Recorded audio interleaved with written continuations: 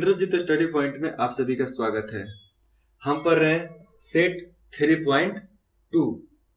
हमें 26 से शुरुआत करना है। जैसे आपने थंबनेल में देखा है, जोन से एग्जामिनेशन के नेम दिए गए हैं, वैसे एग्जामिनेशन में ऐसे सवाल पूछे जाते हैं।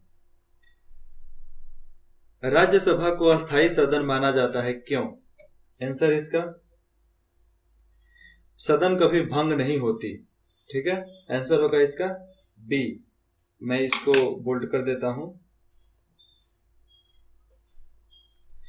आंसर होगा इसका बी। ठीक है।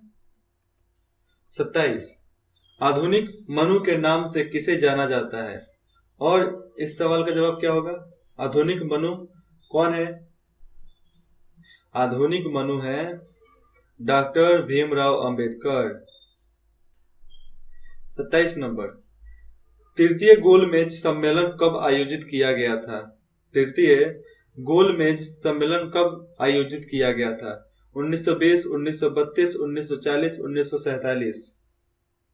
आंसर 1932। 29, डैश सिलिकेट खनिजों का एक समूह है जिसमें परिपूर्ण दरार होती है, जिससे वे पतली प्लेटों में आसानी से विभाजित हो जाती है। इसका उत्तर जिप्सम होता है, क्वाइट होता है, माइक और माइक होता है। तो इसका आंसर हो जाएगा माइक। ठीक है। 30, पृथ्वी विज्ञान मंत्रालय द्वारा घोषित राष्ट्रीय पुरस्कार में किस वर्ष लाइफ टाइम उत्कृष्टता पुरस्कार किसे प्रदान किया जाने की घोषणा की गई है? किसे प्रदान किया जा रहा है ये पुरस्कार, लाइफ टाइम उत्कृष्टता? उत्तर इसका प्रोफेसर अशोक साहनी। ये फर्स्ट वाला ही आंसर होगा इसका, ए, प्रोफेसर अशोक साहनी। 31, निम्नलिखित में से किसे प्रधानमंत्री नरेंद्र मोदी को टर्मिनेट आधार पर निजी सचिव पीएस नियुक्त किया गया है? और प्रधानमंत्री नरेंद्र मोदी का सचिव किसे बनाया गया है, निजी सचिव? रीवा गांगुली, बिनी महाजन, मधु नायर और हार्दिक सतीश चंद्र शाह। उत्तर इसका डी है आंसर, हार्दिक सतीश चंद्र शाह। ठीक है। उसके बाद चलते हैं 32, विख्यात व्यक्ति सोनम सेरिंग लिप्चा का निधन हो गया है। वे किस कार्य हेतु विख्यात थे? शेरपा, राजनेता, लोक संगीतकार, बांसुरी वादक। इसमें से कौन होगा आंसर उसका? ना ही वो सोप्रा थे, ना ही वो शेरपा थे, ना ही वो राजनेता थे, वो तो थे संगीतकार, लोक संगीतकार वो थे। आंसर इसका बी। किस देश के साथ भारत ने पारंपरिक चिकित्सा और हेमोपैथी के क्षेत्र में सहयोग पर एक समझौता ज्ञापन एमयू पर हस्ताक्षर किया है? और किस देश से हेमोपैथी क्षेत्र में सहयोग देने का समझौता हुआ है? दक्षिण अफ्रीका, अफगानिस्तान, जिम्बाब्वे और मॉरिशस। इसका आंसर होगा जिम्बाब्वे, क्योंकि जिम्बाब्वे में उतना डेवलप टेक्नोलॉजी नहीं है। ठीक है। 34, निम्नलिखित में से किसने व्यक्तिगत यूपीआई भुगतान लिंक mypay.me लॉन्च किया था? पेटीएम, गूगल पे, मोबिक्विक या फोन पे? आंसर इसका होगा बी, मोबिक्विक। ठीक है। 35, निम्नलिखित में से किसे भारतीय रेटिंग एजेंसी ICRA के नए एमडी और सीईओ के रूप में नियुक्त किया गया है?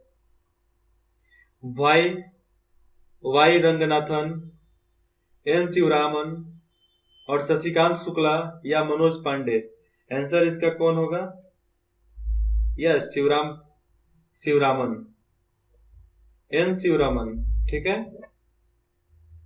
36 नासा ने जीवन के संकेतों की तलाश के लिए किस नाम पर एक नया मंगल रोवर लॉन्च किया है? और नासा वो कौन सा नया रोवर और सैटेलाइट लॉन्च किया है जिसकी वजह से दूसरे मानव संकेतों की तलाश दूसरे अंतरिक्ष में खोजा जा सके? OSIRIS-REX या वोयाग्रे या ताइवेन? ताइवेन तो चाइना का है। तो 36 का आंसर होगा प्रिजर्वेंस। ठीक है, बी आंसर होगा इसका। 37 वैश्विक पर्यावरण सुविधा EGEF द्वारा वित्त पोषित ग्रीन एग्रीकल्चर परियोजना को लागू करने वाला देश का पहला राज्य कौन है? सिक्किम, मणिपुर, मिजोरम, असम? आंसर इसका मिजोरम आंसर हो जाएगा सी। अगर आपको किसी भी चीज का डाउट है कमेंट करो, नहीं तो डिस्क्रिप्शन में दिया गया है मेल और नंबर, आप उसमें संपर्क कर सकते हैं। 38 प्रतिष्ठित 2020 बुकर पुरस्कार के लिए 13 लेखकों में चुने गए वर्नट शुगर एक बुक है नामक पुस्तक के लेखक कौन है? और वर्नट शुगर पुस्तक के लेखक कौन है? कृतिका पांडे, अवनी देसी, ईरा त्रिवेदी या मीना कंदासामी? आंसर इसका सी, अवनी दोषी। 39 मानव संसाधन विकास मंत्रालय का नाम बदलकर क्या रखा गया है? और जो पहला नाम था मानव संसाधन विकास मंत्रालय, उसको क्या नाम रखा गया फिर से? शिक्षा मंत्रालय। पहले मानव संसाधन विकास मंत्रालय था, अब शिक्षा मंत्रालय हो गया है। इसका आंसर बी। राम मंदिर निर्माण के भव्य आयोजन पर भगवान राम के चित्र निम्न में से किस प्रकार प्रदर्शित किए गए हैं? ऑप्शन बताओ, A, B, C, D, इसमें से कौन होगा आंसर? इसका आंसर होगा बी, टाइम्स एक्वायर। और राम मंदिर जो बन रहा है उसके नीचे में तहखाने में एक बहुत बड़ा लोहे के अंदर उसको छुपा कर रखा गया है, जो हमारे इतिहास और हमारे भारतीय इतिहास को दर्शाता है, और हमारे अभी के वर्तमान का जो इतिहास है सब उसमें लिख कर जमीन के अंदर रख दिया गया है। जब कभी हमारे भी आगे के जनरेशन जब उसको देखेंगे तो जान पाएंगे कि 2021 में यह राम मंदिर बना और कैसे बना। ओके। 41 निम्नलिखित में से किस एप्लीकेशन ने गूगल लीडरशिप समिट एवं आगे क्या है festival of AI and emerging television, उसके बाद है कॉगेक्स 2020 में 2 पुरस्कार जीते हैं। अब ये कौन से पुरस्कार जीते हैं फिर से बोल दूं, निम्नलिखित में से किस एप्लीकेशन ने गूगल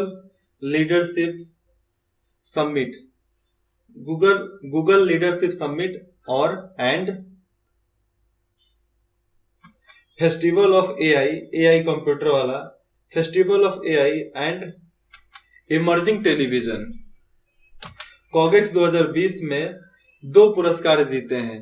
आरोग्य Setu, my government corona helpline, कोभा पंजाब या कोविड सेफ एप्लीकेशन?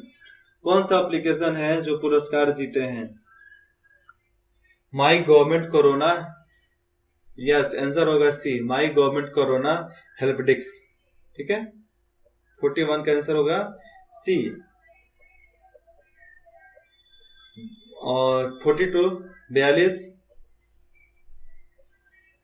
थोड़ा इसको बोल्ड कर लेता हूं। इंडियन ऑयल कॉरपोरेशन IOC के नए अध्यक्ष के रूप में किसे नियुक्त किया गया है? और नए इंडियन ऑयल कॉरपोरेशन का अध्यक्ष कौन है, सचिव कौन है? सेतुरमन पंचनाथन, इम्तियाज रहमान, विजय खंडूजा या श्रीकांत माधव वैद्य। आंसर इसका 42 का ऑफकोर्स श्रीकांत माधव वैद्य ही नए अध्यक्ष चुने गए हैं। 43 निम्न में से किस विजन द्वारा 21वीं सदी के भारत के सबसे मूल्यवान खिलाड़ी के रूप में नामित किया गया है, और कौन सा वो खिलाड़ी है जिसे 2021 में सबसे मूल्यवान खिलाड़ी समझा गया है? महेंद्र सिंह धोनी, सुरेश रैना, विराट कोहली, रविंद्र जडेजा। आंसर इसका होगा सुरेश रैना। सुरेश रैना को ही मूल्यवान खिलाड़ी के रूप में समझा गया है। भाई क्या किया जा सकता है, महेंद्र बाबू हमारे माही भैया तो रह गए अभी। भारतीय रेलवे द्वारा संचालित सबसे लंबी 2.8 किलोमीटर किमी लंबी मालगाड़ी को क्या नाम दिया गया है? और 2.8 किलोमीटर लंबी मालगाड़ी का नाम क्या है? वासुकी, शेषनाग, आदिशेष या अस्तिका। 44 का आंसर हो जाएगा शेषनाग, क्योंकि शेषनाग से बड़ा तो कोई नहीं था इसलिए। 45 आपसी समझ को बढ़ावा देना तथा सामरिक और संचार प्रशिक्षण के लिए किन दो देशों ने नौसेना अध्यक्ष पासेक्स आयोजित किया था? भारत और ऑस्ट्रेलिया, भारत और अमेरिका, भारत और जापान, और भारत और दक्षिण कोरिया। दक्षिण कोरिया तो हो नहीं सकता, अमेरिका तो हो नहीं सकता, नहीं अमेरिका और ऑस्ट्रेलिया में ही कोई हो सकता है एक। आंसर बताओ इसका। Answer B. ओके, बी सही जवाब है, भारत और अमेरिका। 46 निम्नलिखित में से कौन सा राज्य डोर टू